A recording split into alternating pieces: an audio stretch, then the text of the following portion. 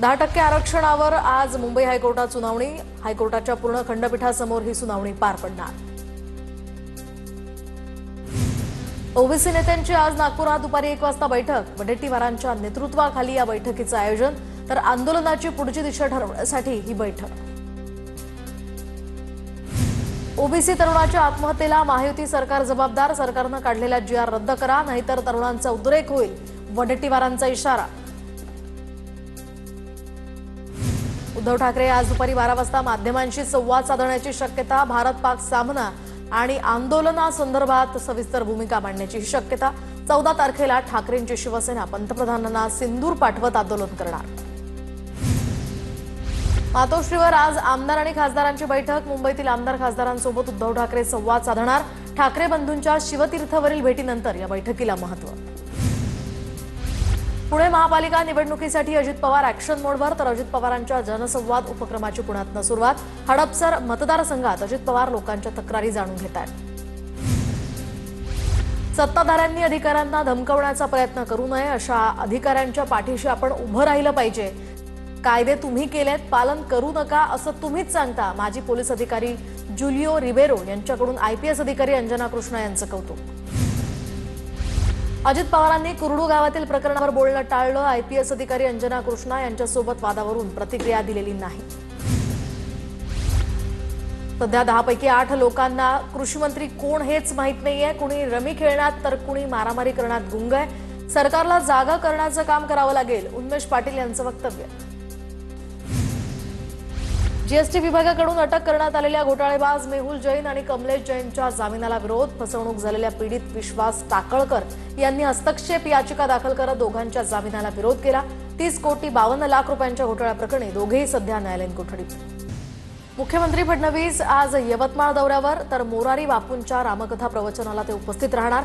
तसंच आदिवासी विभागाचा आदी कर्मयोगी कार्यशाळेला सुद्धा त्यांची उपस्थिती असणार।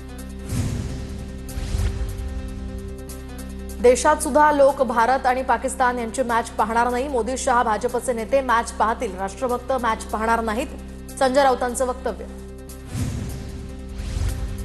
स्थानिक स्वराज्य संस्था निवडणूक प्रकरणी सुप्रीम कोर्टात 16 सप्टेंबर रोजी पुन्हा सुनावणी, तर 4 महिन्यात निवडणुका घेण्याची प्रक्रिया सुरू करण्याचे कोर्टानं दिले निर्देश। आयोग आणि सरकारनं आता काय तयारी केली आहे याचा आढावा कोर्ट घेण्याची शक्यता। मोदींकडून नेपाळच्या अंतरिम पंतप्रधान सुशीला कार्की यांचं अभिनंदन। नेपाळच्या प्रगती आणि समृद्धीसाठी भारत पूर्णपणे वचनबद्ध असल्याची पंतप्रधान मोदींकडून ग्वाही।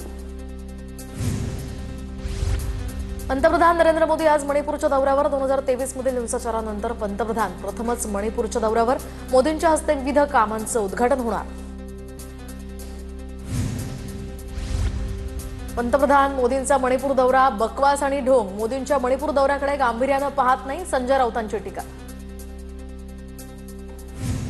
मान्सूनचा परतीचा प्रवास यंदा 15 सप्टेंबरपासून सुरू होणार असल्याचा अंदाज, तर राज्यामध्ये पुढील 3 दिवस सर्वत्र पावसाची शक्यता। पश्चिम राजस्थानातनं मान्सूनचा परतीचा प्रवास 17 सप्टेंबरपासून सुरू होण्याची ही शक्यता। राज्यात आजपासून पुढचे 2 दिवस मुसळधार पावसाचा अंदाज। मुंबईसह ठाणे, रायगड, रत्नागिरी या जिल्ह्यांना अतिमुसळधारेचा इशारा, तर रविवारी राज्यातील इतर काही भागात अतिमुसळधार पावसाचाही अंदाज। कोकणात पुढचे 3 दिवस अतिमुसळधार पावसाचा इशारा। मान्सूनचा परतीचा प्रवास 15 सप्टेंबरपासून सुरू होणार असल्यानं आजपासूनच कोकणात रिमझिम पाऊस। किनारपट्टी भागामध्ये सकाळपासून ढगाळ वातावरण। परभणीच्या पूर्णा शहरामध्ये जोरदार पाऊस, तर नगरपालिकेच्या हलगर्जीपणाचा नागरिकांना फटका। नालेसफाई झाली नसल्यानं पावसाचं पाणी घरात शिरलं। परभणीच्या पूर्णा या ठिकाणी जोरदार पावसाची हजेरी। पावसामुळे कस्तुरबा गांधी बालिका विद्यालयामध्ये पाणी शिरलं। वसतिगृहातील अन्नधान्याचंही मोठ्या प्रमाणात नुकसान। बचत गटाच्या कर्जासाठी CRP कडून लाचेची मागणी, तर महिलांनी आंदोलन करत बचत गटाला कर्ज देण्याची केली मागणी। नांदेडच्या नायगाव इथल्या महिलांची गट विकास अधिकाऱ्यांकडे तक्रार। मुंबई हायकोर्टाला बॉम्बनं उडवून देण्याची धमकी। आझाद मैदान पोलिसात अज्ञाताविरुद्ध गुन्हा दाखल। पोलिसांकडून आरोपीचा शोध सुरू। कराडच्या कृष्णा साखर कारखान्याकडून ऊस गळीत हंगामाचे 111 रुपयांचे अंतिम बिल जाहीर। सातारा जिल्ह्यामध्ये उच्चांकी 3,311 रुपयांचा दर। चेअरमन डॉक्टर सुरेश भोसले यांची घोषणा। टाटा टेक्नॉलॉजीतर्फे रामटेकमध्ये कौशल्यवर्धन केंद्र उभारण्यात येणार। मुख्यमंत्री फडणवीसांच्या उपस्थितीमध्ये सामंजस्य करार। दरवर्षी 3,000 विद्यार्थ्यांना प्रशिक्षण मिळणार। मुंबई महापालिकेच्या प्रारूप प्रभाग रचनेवरील हरकती आणि सूचनांवरील सुनावणी प्रक्रिया पूर्ण. अखेरच्या दिवशी 28 सूचनांवर सुनावणी. अंतिम प्रभाग रचना 15 सप्टेंबरपर्यंत नगरविकास विभागाला सादर. बीडमध्ये तरुणाला अमानुष मारहाण करत अपहरण तर सराटा फाटा परिसरातली ही घटना. नागनाथ नन्नवरे असं अपहरण झालेल्या व्यक्तीचं नाव. अपहरणाचा थरारक व्हिडिओ सोशल मीडियावर व्हायरल. बीडमध्ये पत्नीकडून पतीला मारहाण, पतीचा मृत्यू. अंबाजोगाई येथील खळबळजनक घटना. पत्नीवर पोलिसात सदोष मनुष्यवधाचा गुन्हा. जालना जिल्हा परिषदेचे अध्यक्ष पद ओबीसी महिलेकडे राखीव, तर जिल्हा परिषद आणि पंचायत समिती अध्यक्षपदाच्या आरक्षणाची अधिसूचना जारी. सत्ताधारी पक्षासह विरोधी गटात असणाऱ्या इच्छुकांच्या तयारीलाही सुरुवात. ओबीसी लावत या ठिकाणी जेसीबी लावत गावातलं अतिक्रमण हटवण्यात आलंय, तर नांदेडच्या हातगाव तालुक्यातल्या निवघा या ठिकाणी ही कारवाई. गायरान जमिनीवरील अतिक्रमण तहसीलदार सुरेखा नांदे यांनी हटवलं. कल्याणच्या गांधारी परिसरामध्ये महिला चोरट्यांचा सुळसुळाट. ग्राहक बनून येऊन 15,000चे कपडे केले लंपास. ही सगळी घटना सीसीटीव्हीत कैद. पोलिसातही गुन्हा दाखल. हिंगोलीमध्ये 17 सप्टेंबरपासून कुणबी प्रमाणपत्राच्या प्रत्यक्ष वाटपाला सुरुवात होणार. हिंगोलीचे उपविभागीय अधिकारी समाधान घुटुकडे यांची माहिती. तर मराठवाडा मुक्तीसंग्राम दिनी पालकमंत्र्यांच्या हस्ते या प्रमाणपत्रांचं वाटप होणार. अक्कलकोटमध्ये नातवाच्या मृत्यूच्या धक्क्यानं आजीचा सुद्धा मृत्यू. आजीला स्मशानभूमीतच आला हृदयविकाराचा झटका. नातवाचा अपघात झाला होता आणि त्यातच त्याचा मृत्यू झाला होता. नांदेडच्या लिंबीगाव पोलिसांची वाळू माफियांवर धडक कारवाई. अवैधरित्या वाळू उपसा करणारे तराफे पोलिसांनी टाकले जाळून. रेती उपसा करणाऱ्या इंजिनसह 7 लाख रुपयांचा मुद्देमालही जप्त. शेतात जाण्यासाठी शेतकऱ्यांचा जीवघेणा प्रवास. थर्माकॉलवर बसून पार करावी लागते 600 फूट नदी. पुलाचं अर्धवट काम असल्यामुळे शेतीत जाण्याचा मार्ग बंद. पुलाचं काम करून रस्ता सुरळीत करण्याची शेतकऱ्यांची मागणी. पत्ता विचारण्याच्या बहाण्यानं पाठलाग करत महिलेला लुटलं. नाशिकच्या रामवाडी परिसरातली घटना. महिलेच्या गळ्यातील 3 तोळ्याची चेन लंपास. संपूर्ण घटना सीसीटीव्ही कॅमेऱ्यात कैद. जळगावच्या भुसावळमध्ये कौटुंबिक वादातनं हत्या. 1 जण यामध्ये गंभीर जखमी. संशयित आरोपी पोलिसांच्या ताब्यात. जखमीवर सध्या रुग्णालयात उपचार.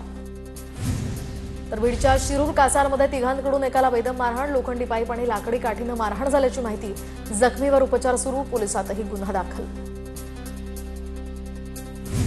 बीडच्या पाली ग्रामपंचायतीमध्ये निधीचा गैरवापर. ग्रामपंचायत सदस्य संदीप नवले आणि शेख सुलताना यांनी जिल्हाधिकाऱ्यांनी त्यांना अपात्र केलं. गोंदियाच्या मोजरी गावाजवळ नागरिकांना वाघाचं दर्शन. रस्त्यानं जाणाऱ्या येणाऱ्या लोकांमध्ये यामुळे भीतीचं वातावरण. वाघाचा व्हिडिओ मोबाईलमध्ये सुद्धा कैद. कल्याण महानगरपालिकेच्या रुक्मिणीबाई रुग्णालयातील MRI मशीन धुळखात पडून. मे महिन्यात आणलेले हे लाखोंचे अत्याधुनिक मशीन्स अजून सुद्धा बंद. खासगी रुग्णालयात तपासणीसाठी रुग्णांना मोठा खर्च करण्याची वेळ. सोलापूरच्या करमाळ्यातील केम गावामध्ये घरासमोर लावलेली दुचाकीची चोरी. तर अज्ञात चोरट्याविरुद्ध गुन्हा दाखल. गाडी घेऊन फिरणारा एक व्यक्ती सीसीटीव्हीत कैद. नागपुरातील अशोक चौकात चक्क घराच्या बाल्कनीतनं उड्डाणपूल गेल्याचा प्रकार समोर. उड्डाणपुलाच्या रोटरीचा एक भाग घराच्या बाल्कनीतनं गेला. घरमालकाला मात्र याची अडचण नाही. NHAI कडून घर हटवण्याची मागणी.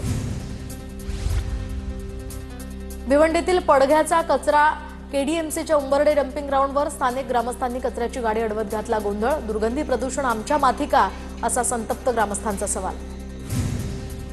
हार्बर मार्गावर 14.5 तासांचा मेगा ब्लॉक. वडाळा रोड ते मानखुर्द दरम्यान. आज रात्री 11 ते उद्या दुपारी 1:30 वाजेपर्यंत लोकल सेवा बंद असेल.